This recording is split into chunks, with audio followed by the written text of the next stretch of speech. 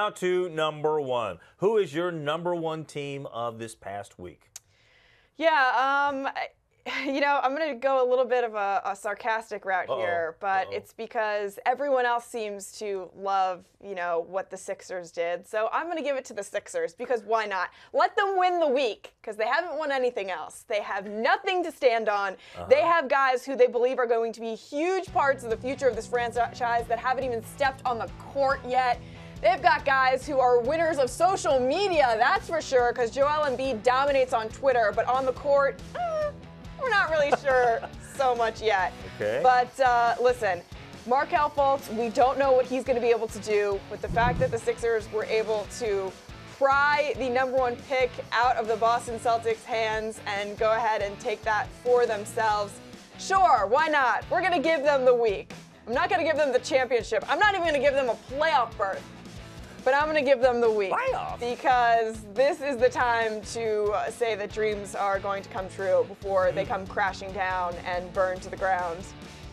But here is the social media phenomenon that took over last night, Retweet Armageddon, which started from a popular podcast down there in Philly. And everyone that was saying all kinds of crazy talk, if you retweet it and use the hashtag Retweet Armageddon, you can all of a sudden call out people who 4, 5, 6 years ago, 2 years ago, made crazy, outlandish statements about how bad the Sixers were. And you can basically call them out. You can say, yo, I'm adding you, bro. Dario is never coming over. You all want to talk about all the negatives about this team? Well, we're going to call you out when it actually comes to fruition the opposite direction and when we actually make it happen. So, listen, if this segment, if my number one team on my power rankings becomes a Retweet Armageddon, that means I'm a winner too because I become a social media phenomenon. That's really what I'm trying to do. I'm trying to bring all the love back to me. Okay. All right. Well, good luck with that. But listen, if it works out for them, then it's an absolute win for them this week. Okay. We're not sure if that's going to be the case. All right. That was enjoyable. I did. That was a pleasure to watch and hear about Retweet Armageddon. But you know what?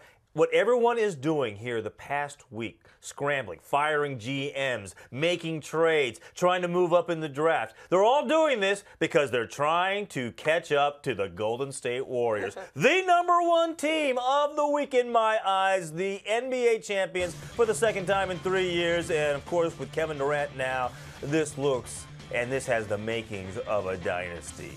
This team, under the current CBA, it's going to be tough. It's going to be really tough for another team to be able to assemble this kind of talent and firepower, to use the words of LeBron James, over the next couple of years here. If they can keep everybody healthy, Kevin Durant is going to opt out of his contract, and it looks like he's going to take some less money so that they can sign Steph Curry and Klay Thompson to longer-term deals. They already have Draymond Green locked up. And we'll see if they add any other parts. If they add other guys who along for the ride who say, you know what, that's the team I want to join and go chase a ring with. So they are in a great position, and they are the gold standard right now in the NBA. Not the Cleveland Cavaliers. They had their chance, and right now we're seeing what's happening right there. That's a franchise in disarray right now, trying to figure out how they can match up with these Golden State Warriors. Yeah. So the Warriors are number one. What did you think about Andre Iguodala, though, potentially going, I would go look at other teams. It's all right. I'm okay with that. I mean, he go deserves see what that. else is out there. I'm not going to fault him for going out and trying to get his money.